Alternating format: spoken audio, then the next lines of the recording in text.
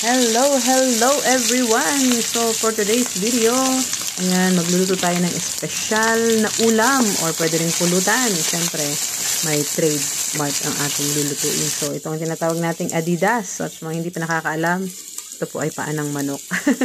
So, una kong ginawa is, nagpainit ako ng mantika and then, iginisa ko ang aking sibuyas, maraming sibuyas at saka bawang. At syempre, andyan ang maraming sili. So, spicy chili yan from India. Talagang napakaanghang. So, hindi ko na siya iniwa kasi madudurog din siya mamaya. So, lalabas yung kanyang totoong anghang. So, ayan. Sutay-sutay lang natin. Medyo gawin natin siyang golden brown. And then after that, ilagyan na natin ang mga Adidas. So, ayan. Malinis ang ating paa. Walang cutics. Walang haba ng kuko. Wala and everything. Malinis. Pretty is na to. Sarap. Ayan. So, ayan. Nag-trade tayo sa paan ng manok. Nakakita ko sa Facebook. So, nag-grocery ako. Bumili ako.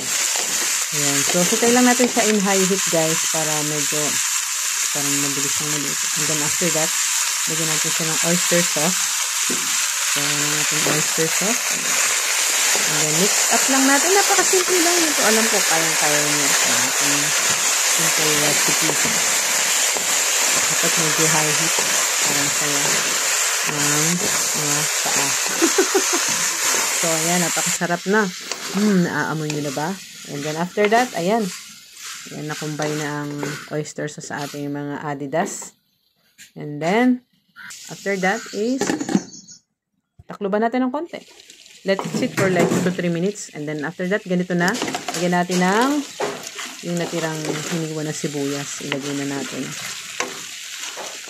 Ayan, so, ayan, magbibigyan na naman ng another bango yung ating sibuyas. The more nang marami ang mga spices, mas masarap ang ating lutuin. So, ayan. And then, nilagyan natin syempre ng paminta. Ayan. Hindi kompleto pag walang paminta. So, hindi ko na nilagyan ng masyadong salt kasi medyo maalat na ng konti yung ating oyster sauce. And then, mix up lang. Ayan, yan.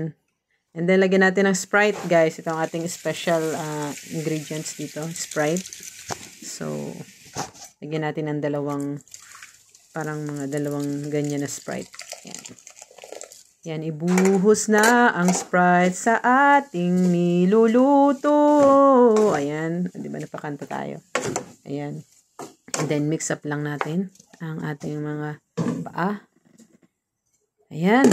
So, seryoso mo. Smell good. And then, takluban natin and then, pakuluan natin siya. Madahan lang yun yung fire para hindi naman masunog. So, ayan. So, i-check nyo rin para alam natin na hindi siya masyado magiging sticky. And ayan, oh. Kikita nyo naman, oh. Smells so good. Ayan. Kapag nakita nyo, nahalo nyo na, tikman nyo na rin kung anong kulang pa. At saka kung may kulang ng alat, dagdagan nyo lang ng salt. Or kulang ng spicy chili, lagyan nyo na lang. So, ayan, makikita nyo. Napakasarap ng Adidas. So, bali, takluban ko ulit siya ng mga ilang minutes para maubos yung sabaw niya. And then, ayan na siya, oh. Ayan. Kukunti na yung kanyang sabaw. Ayan, talagang malinis na. Pwedeng-pwede nang kainin ng ating napakasarap na adobong Adidas. So, rich in collagen ang ating Adidas. Kaya, kumain na kayo. Bye-bye. Thank you, guys. Bye!